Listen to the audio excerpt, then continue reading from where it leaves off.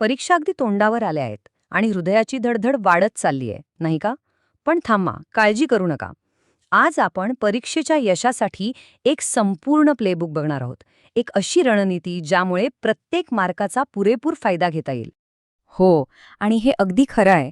इतका मोठा सिलेबस समोर दिसला की कोणालाही थोडं दडपण येऊ शकतं.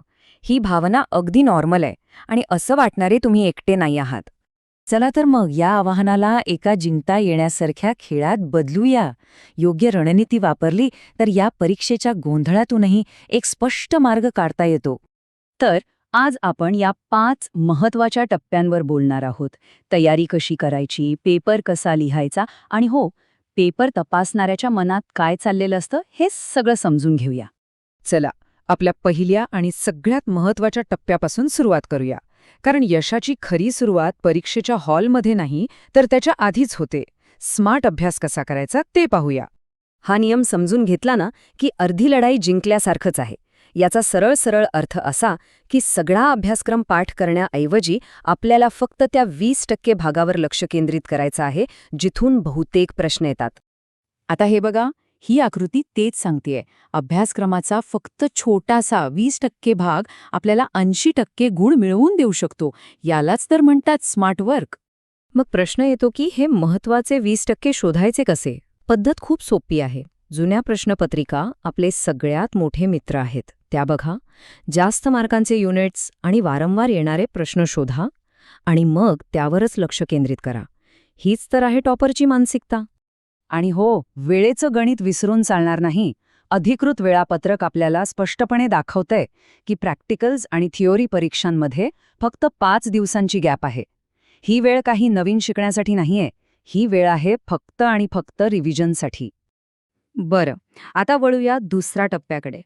परीक्षेच्या 3 तासात आपली उत्तरपत्रिका कशी लिहायची जेणेकरून तपासणाऱ्यावर एक जबरदस्त छाप पडेल. कारण आपण काय लिहितो या इतकंच कसं लिहितो हेही महत्वाचं आहे. सहसा विद्यार्थी काय करतात? प्रश्न क्रमांक 1 पासून लिहायला सुरुवात करतात. पण टॉपरचा विचार थोडा वेगळा असतो. ते अशा प्रश्नांपासून सुरुवात करतात ज्याची उत्तरं त्यांना 100% अगदी आत्मविश्वासाने येतात. यामुळे काय होतं? एक पॉझिटिव्ह सुरुवात होते. आणि हे खूप महत्वाचं आहे. कारण प्रोफेसर तौशिफ शेख म्हणतात त्याप्रमाणे परीक्षक सुरुवातीच्या काही पानांवरूनच विद्यार्थ्याची हुशारी ओळखतो. म्हणूनच म्हणतात first impression is the last impression. मग उत्तरांचा आदर्शक्रम काय असायला हवा? सगळ्यात आधी डायग्रॅम असलेली उत्तरे लिहा. कारण त्यात कमी शब्दात पूर्ण मार्क्स मिळतात. त्यानंतर न्यूमेरिकल्स सोडवा. आणि हो, प्रत्येक स्टेप लिहा. कारण अपूर्ण उत्तरालाही स्टेप्सचे मार्क्स मिळतात.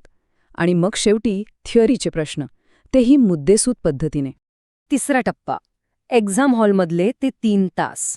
ह्या 3 तासांच्या शर्यतीत शांत राहून वेळेचं योग्य नियोजन कसं करायचं यावर आता लक्ष देऊया.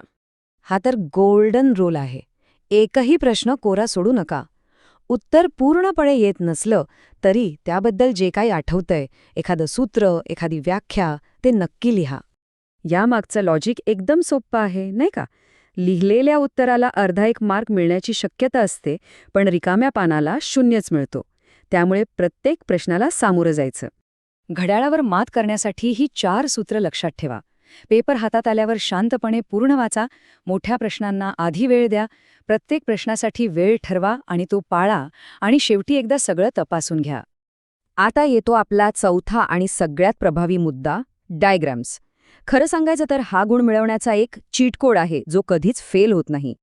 हा प्रश्न आपल्या सगळ्यांच्या मनात कधी ना कधी येतोच, पण याचं उत्तर खूप महत्वाचं आहे आणि त्याचा थेट परिणाम आपल्या मार्कांवर होऊ शकतो. उत्तर आहे नेहमी पेनाने. आणि या मागचं कारणही तितकंच महत्वाचं आहे. जर पेपर रीचेकिंगला गेला तर स्कॅन कॉपीमध्ये पेन्सिलने काढलेली आकृती अंधुक होऊ शकते किंवा गायबही होऊ शकते, पण पेनने काढलेली आकृती नेहमीच स्पष्ट दिसते. आणि आता शेवटचा टप्पा. चला, जो व्यक्ती आपला पेपर तपासणार आहे त्याच्या दृष्टिकोनातून थोडा विचार करूया. हे समजलं की आपण आपली उत्तरपत्रिका आणखी प्रभावीपणे लिहू शकतो.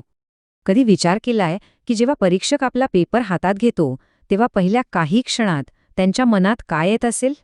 प्रोफेसर शेख यांच्या या वाक्यात खूप खोल अर्थ दडला आहे. एक सुटसुटीत आणि पूर्ण भरलेला पेपर नेहमीच एक सकारात्मक छाप सोडतो. आपली मेहनत त्या पहिल्या काही पानांमधूनच दिसून येते. हा विचार आपला दृष्टिकोनच बदलून टाकेल. परीक्षक आपले शत्रू नाहीत.